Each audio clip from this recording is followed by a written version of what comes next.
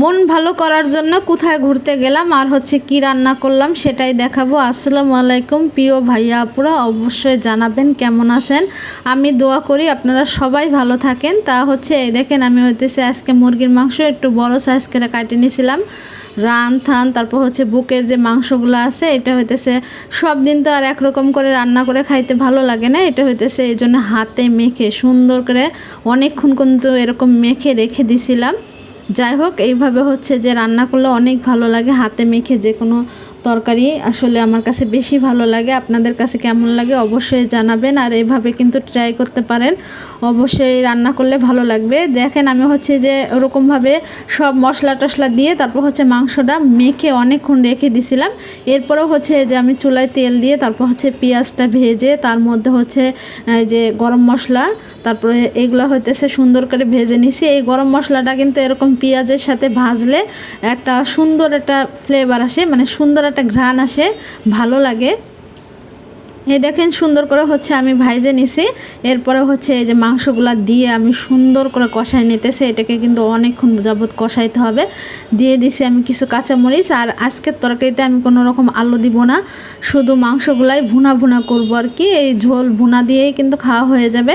এই দেখেন সুন্দর করে হইতেছে ভুনা করে রান্না করে নিয়েছি। তাই এইভাবে রান্না করতে পারেন, দেখতে পারেন কেমন লাগে। অনেক মজা হয়েছিল তরকারিটা। এই দেখেন হচ্ছে শহরের মধ্যে নারিকেল গাছ, কত ভালো লাগতেছে। আর হচ্ছে এত বাতাস ছিল যে নারকেলের পাতাগুলো একবারে ঝিরঝির করে হইতেছিল। দেখেন ফুল গাছ কত সুন্দর। এইটা হইতেছে মাশরুম মাঠের আর একটা সাইড, আর এইটা সামনে হইতেছে মেন রোড আছে। আর দেখেন এখানে হচ্ছে বড় একটা গেট করতেছিল, ওইটারই কাজ চলতেছিল। এই জন্য হচ্ছে খোয়া টোয়া এনে রাখছে, সিমেন্ট বালি এনে রাখছে।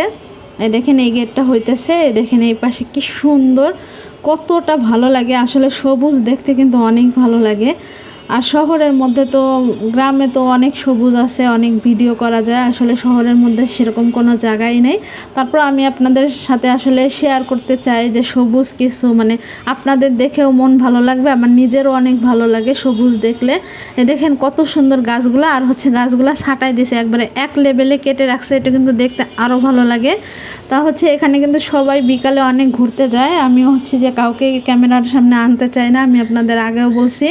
মানে যেদিকে লোক না থাকে সেদিকে আমি ভিডিও করি, কারণ আমার এটা পছন্দ না যে আনইজি ফিল করবে হয়তো ক্যামেরার সামনে আসতে। এই জন্য হচ্ছে আমি কাউকে ক্যামেরার সামনে আনি না। তা ভিডিও কেমন লাগলো অবশ্যই জানাবেন। আর হচ্ছে এরকম সুন্দর সুন্দর ভিডিও দেখতে আমার পেজের সাথে থাকবেন, আমার সাথে থাকবেন। আর যারা ইউটিউবে দেখতেছেন ভিডিওটা অবশ্যই সাবস্ক্রাইব করে দিবেন। আর যারা ফেসবুকে দেখতেছেন তারা লাইক কমেন্ট শেয়ার করে দিবেন। ভালো থাকবেন, আল্লাহ হাফেজ।